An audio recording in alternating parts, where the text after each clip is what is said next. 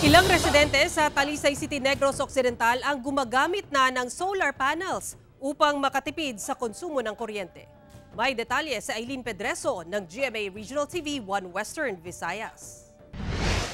Nakakatulong ang solar panel na ito upang maging maliwanag tuwing gabi ang establishmento ng mag-asawang Jimwell at Joy sa Talisay City, Negros Occidental.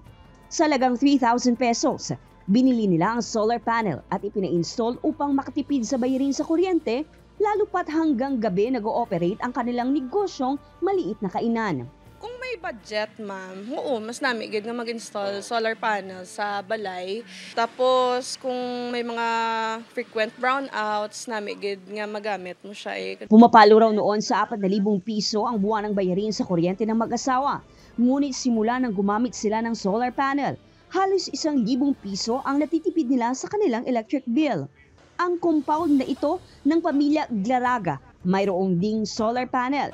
Naranasan daw kasi nilang maputulan ng kuryente dahil hindi nakapagbayad bunsod ng napakataas na electric bill, kaya nagdesisyon silang magpa-install ng solar panel.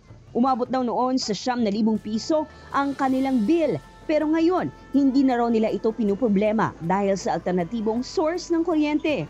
Para makabulig man sa pagtipid bala sang kuryente sa amon. Kabulig kaya dako kaya ang bulig sang solar. Hinihikayat naman ni Negros Occidental Governor Eugenio C. Lacson ang mga local government units sa probinsya na mag-install na rin ng solar panels sa mga government-owned building.